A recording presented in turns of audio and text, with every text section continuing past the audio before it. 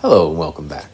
Today I wanted to review this guy right here, which is the Black Series Kylo Ren helmet that's from Hasbro. Now, as of the time of the shooting of this video, these things have become relatively hard to come by. Originally when they came out, they were about 80 bucks. These days you can find them online somewhere between 150 and 450, depending really on the time of year, what's available, and if anything has been done to it. The reason that these things became so rare, I believe, is that they were actually a lot better than anybody expected.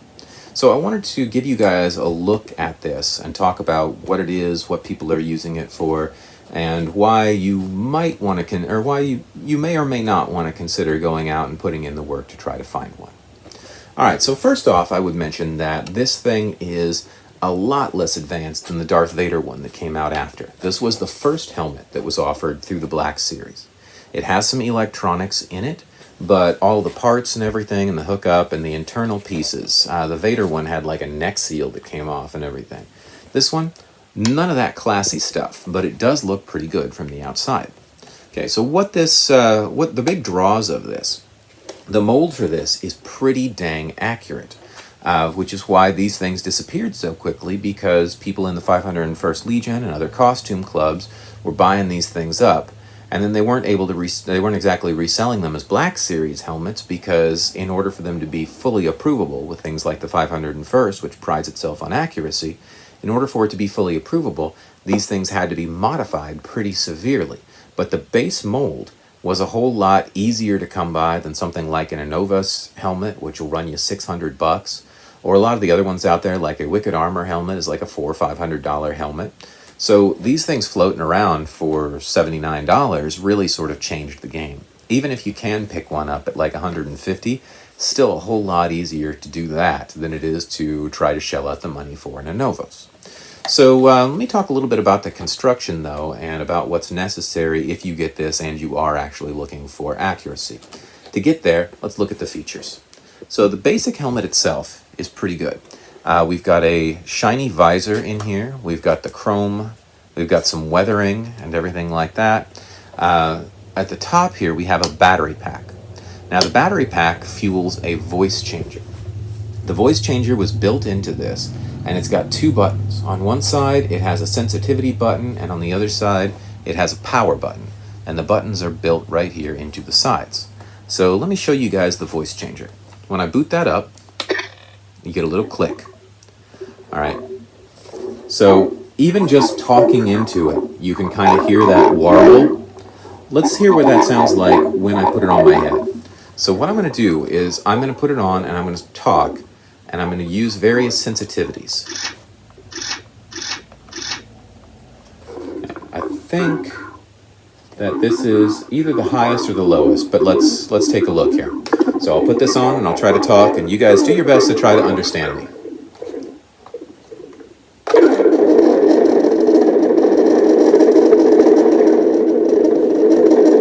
Alright, so all that echoing that you're hearing is not actually even me talking. This is the highest sensitivity, and it will drive you nuts. There's a little bit lower sensitivity, a lot of rumbling, but it's not picking up ambient. Okay, there's a lower sensitivity, so again, not as much ambient. Okay, lower sensitivity. And lowest sensitivity. So this is as low as this gets.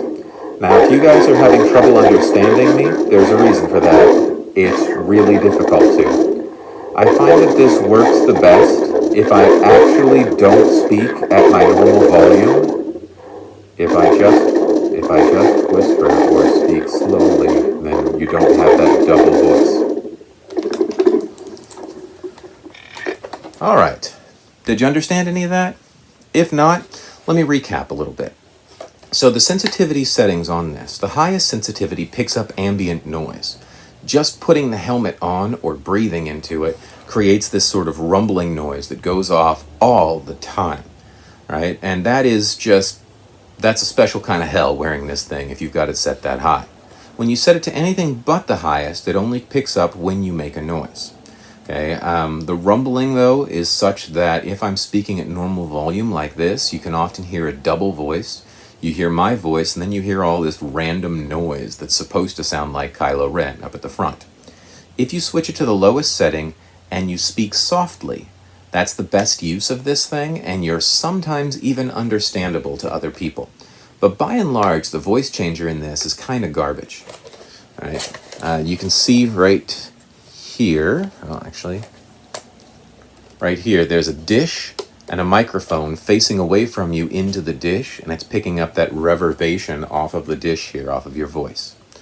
All right, so what a lot of people do with this is they remove the voice changer, which is easy to do because everything inside is set in with these screws right here. So you can disassemble the thing pretty dang easily. All right, the other thing that you need to do, or the primary thing though that you need to do, all that you really need to do in order to get this thing set up for 501st Legion is you need to seal the seams. So along the side here, we've got the seams and we've got those buttons. And also we've got a seam around the battery pack. Those need to go if this is approvable.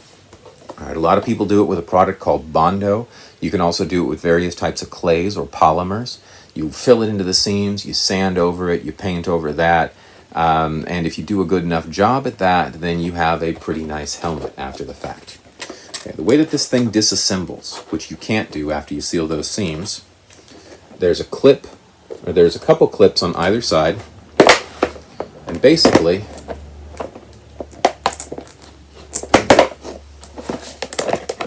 with a little bit of force, you just pop the black off, and this is kind of I think this is like an ABS plastic, so this is nothing as fancy as like the Anobos or the Wicked Armor, which are using resin and feel a lot more authentic. This looks good, but it's basically plastic. On the inside here, there's little clips right here that accommodate like a sort of headpiece that allows you to wear this. The headpiece is pretty small though, so it works for kids, but for adults you kind of have to remove this, put a couple cushions back there, and it's a whole lot more wearable. All right, these screws right here allow you to access the battery in the top, which runs off of AA's. So you'd want to take those batteries out before you seal it because you're basically giving up on the voice changer. All right, here you can see a little bit better all those screw holes. If I remove all of the screws in here, the shiny faceplate comes off, the shiny faceplate comes off, the visor comes out, and all the guts and the internals and the voice changer and all of that will come out of this. So sealing the top, sealing all the seams. The other thing that you actually have to do is Kylo Ren in the movies, there's black in here, not shiny. So what a lot of people do, you can just remove the visor and replace it with a black mesh, like a speaker mesh.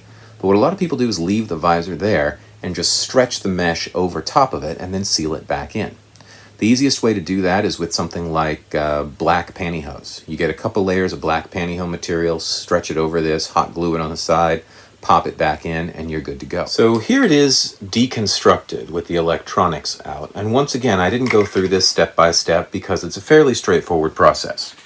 All you do is unscrew any or all of these ridiculously large number of screws from inside there. If you see something, if you see a screw, unscrew it, and it all comes apart in pieces. All right, so you have the back half. You have the faceplate. So again, if you wanted to paint this, it'd be pretty easy to do. You have the chrome piece, which you don't want to do anything to this chrome piece because this is a pretty nice piece, all things told. In the back, you have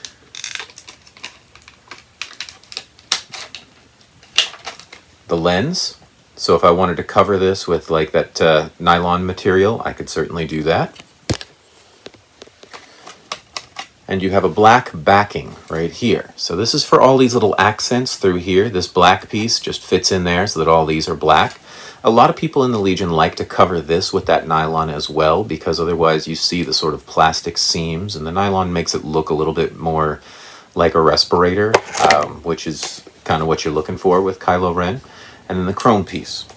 The electronics itself are all right here. So here's the battery pack from the top. This is the back plate. This is the speaker, which in the setup rests right here, so you're actually talking out of your forehead. This is the microphone with a little dish that goes around behind it. So just keep unscrewing things and everything comes right out. The only thing about taking all of this out is that the battery pack screws into this piece.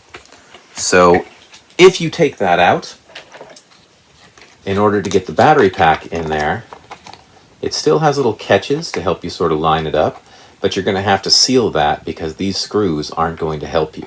Everything else you can just screw right back together in order to fix it up. You're also going to notice that you're missing the buttonholes right here. Those came out as part of the sound module, so you'll have to fill those. So affix the battery, fill those, seal this all together as one piece. Most of the clips still work.